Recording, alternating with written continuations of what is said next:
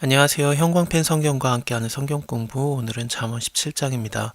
마른 빵의 그 조각, 그 중에서 껍질의 한 조각만 있어도 화목하는 게 낫지, 희생제물을 많이 잡아서 많은 그 잔치를 할 만큼의 그런 가득한 것이 있어도 다투는 것은 그게 더 안 좋다. 가난해도 화목한 게 낫다라는 얘기인데, 가난하면 근데 화목하기가 좀 요즘 세상에선 참 어렵죠. 물질 만능주의가 됐어요. 그래서 이 말씀도 참 어떻게 받아들여야 되나 할 만큼 좀 고민스러운 시대가 왔습니다. 하나님께서는 언제나 모든 물질을 뛰어넘게 하시거든요, 우리로 하여금. 그래서 하나님의 나라와 의를 구하면 이 모든 것을 더하시리라. 그런 말씀도 있고요. 슬기로운 종은 주인의 부끄러움을 끼치는 아들을 다스리겠고, 또 그 아들들 중에서, 그러니까 주인의 아들들 중에서 유업을 나눠 얻으리라. 종의 신분이지만 아들의 그 유업을 받을 수 있다라는 건데, 우리도 슬기롭고 지혜로운 종이 되어서 하나님의 아들의 유업을 나눠 얻는 그런 은혜를 받을 수 있는 거죠. 물론 예수님의 은혜를 통해서 그것이 다 가능한 겁니다. 우리의 의는 사실 행동의 의는 없어요. 예수님의 의가, 아들의 의가, 우리가 예수 그리스도와 연합이 되면 하나님 아들의 그 받는 유업을 우리도 같이 갖는, 예수님 권세 내 권세, 예수님의 유업 내 유업이 되는 그런 것이 되는 겁니다. 그래서 예수 믿는 게 최고예요. 도가니는 은을, 그리고 용광로는 금을 연단하거니와 여호와는 마음을 연단하시느니라. 이 연단하다라는 단어는 시험하다라는 단어입니다. 욥기 보면은 그가 나를 단련하신 후에 내가 정금과 같이 나가리라 그러죠. 근데 사실은 그게 좀 번역이 매끄럽지 않습니다. 하나님께서 나를 마음을 시험에 받지 않느냐? 근데 내가 아무것도 없이 깨끗하지 않느냐? 내가 정금과 같지 않느냐? 하나님 날 좀 제대로 좀 봐주십시오라면서 좀 따지는 내용이에요. 그게 좀 은혜로운 말투는 아닙니다. 어쨌든 그 욥기 한번 확인해 보시면은 제가 좀 자세히 설명을 해놨습니다. 악을 행하는 자는 괴사한 입술을 잘 듣고 거짓말하는 자는 악한 혀에 귀 기울이니라. 그래서 악을 행하는 자는 악의 말을 듣고 거짓말하는 자는 거짓말하는 말을 듣고 그래요. 가난한 자를 조롱하는 자는 하나님께서 그 가난한 자도 지으신 건데 그 자를 멸시하는 것은 하나님을 멸시하는 것과 똑같습니다. 그래서 우리가 소자에게 행한 것이 예수님에게 한 것과 같다라는 그런 말씀들도 굉장히 연상이 되죠. 이웃사랑 해야 되겠습니다. 사람의 재앙을 기뻐하는 자는 형벌을 면치 못할 것이다. 손자는 노인의 면류관이고 아비는 그 자식의 영환이라. 분해를 말하는 것, 이게 그 분에 넘치는 말을 하는 거거든요. 그런 말을 하는 것도 미련한 자에게는 합당하지 않은데 하물며 거짓말을 하는 것은 존귀한 자에게 합당하지 않다. 뇌물은 임자 보기에 보석과 같은즉 어디로 향하든지 형통하느니라. 되게 이상하죠? 뭐 뇌물이 그러면 좋다는 얘기인가?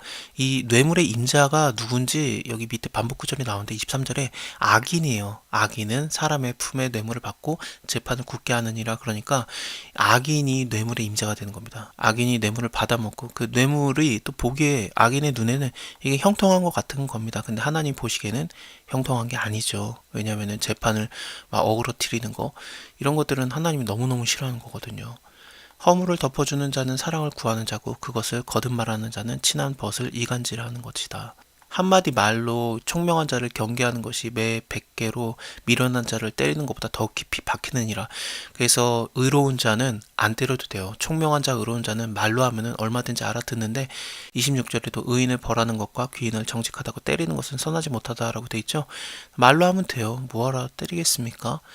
근데 악인들은 100번 맞아도 이게 잘 안 박혀요. 그래서 좀 더 맞아야 되는 겁니다. 그래서 하나님의 그 우리를 시험하시는 것들이, 우리의 마음을 시험하는 것들이, 왜냐하면 우리가 악하니까 우리를 돌아오라고 연단하는 거거든요. 연단이라는 단어, 시험, 연단 마찬가지로 볼 수도 있겠습니다만, 어쨌든 악한 자는 반역에만 심슨하니 그러므로 그에게 잔인한 천사가 보냄을 입으리라. 차라리 새끼 곰을 빼앗긴 앙콩을 만날지언정 미련한 일을 행하는 미련한 자를 만나지는 말아라. 미련한 자 만나는 게 새끼 곰을 뺏긴 앙콩을 만나는 것보다 더 위험하다는 거죠. 그래서 그 오만한 자의 자리에 앉지 아니하고 악인의 꾀에 쫓지 아니하고 죄인의 길에 서지 않는 거, 그들을 떠나는 것 자체가 복 있는 거예요. 그래서 떠나서 뭘 해야 되겠습니까? 하나님의 말씀을 주야로 그것을 마음에 두는 거죠. 그래서 입으로 계속 말하고 그 말씀이 나를 경영하게 하고 그러면은 시내가에 심겨진 나무가 시절조차 과실을 맺는 것과 같거든요. 그 과실들은 사람을 살리는 데 사용되는 것들입니다. 예수님의 그 사람 살리는 사역에 우리가 동참하는 거죠. 누구든지 악으로 선을 갚으면 악이 그 집을 떠나지 아니하리라.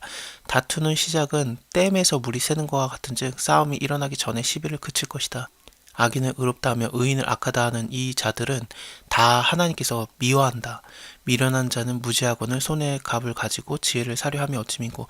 무슨 소리냐면은 미련한 자는 너무 무지해서 손에 아무리 갑을 갖고 있어도 지혜를 안 사려고 한다라는 뜻입니다. 친구는 사랑이 끊이지 아니하고, 그러니까 친구는 사랑을 하기 위해서 있는 존재들이고, 형제는 위급할 때를 위해서 태어난 존재다.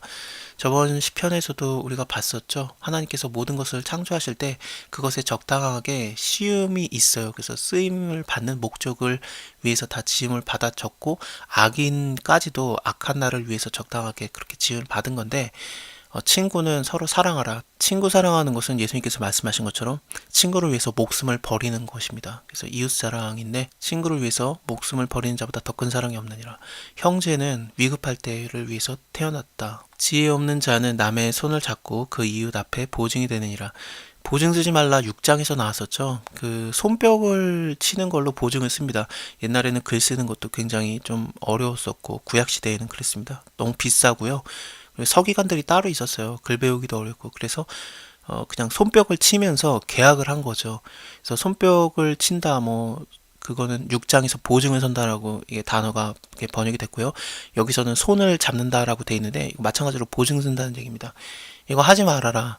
보증 서는 거는 지혜가 없는 거예요. 거기서 빠져나오라라고 잠도 자지 말고 그걸 빠져나기 위해서 네가 가서 겸손하게 계속 말해서 그 그물에서 벗어나라라고 돼 있었거든요. 6장을 보면 그렇습니다. 1절에서 5절입니다. 이웃사랑은 내가 그 받을 길이 없는 자에게 거저주는 거지. 그러니까 그냥 돕는 거지. 나까지 엄청난 그 위험을 감수하면서 보증을 쓰는 거는 그건 지혜가 없는 거예요. 이웃사랑이 아닙니다. 그냥 도와줘야 돼요. 그냥 나한테 갚지 말아라 하고 주는 것이 이웃사랑입니다. 다툼을 좋아하는 자는 죄가를 좋아하는 자고 자기 문을 높이는 자는 파괴를 구하는 자니라. 이 문을 높인다라는 게 남을 안 도와주기 위해서 자기의 집을 이제 꽁꽁 막는 거, 그런 거를 얘기하는 것 같습니다. 마음이 사특한 자는 복을 얻지 못하고 혀가 패역한 자는 재앙에 빠지리라. 미련한 자를 낳는 자는 근심을 당하나니 미련한 자의 아비는 낙이 없다. 아버지만 낙이 없냐? 엄마도 힘들어요. 그래서 여기 미련한 아들은 그 아비의 근심이 되고 그 어미의 고통이 되느니라. 아빠도 힘들어하고 엄마도 힘들어하고, 그래서 어떻게든 지혜를 얻어야 돼요.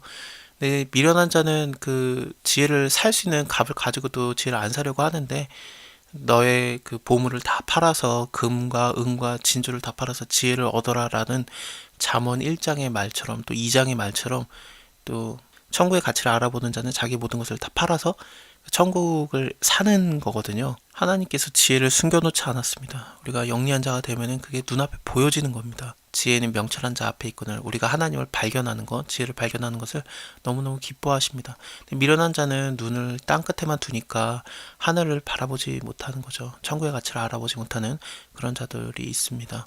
말을 아끼는 자는 지식이 있고 성품이 안전한 자는 명철하니라. 성품이 냉철한 자, 차분한 자라는 뜻입니다. 미련한 자라도 잠잠하면은 지혜로운 자로 여기고 그 입술을 닫으면은 슬기로운 자로 여기느니라.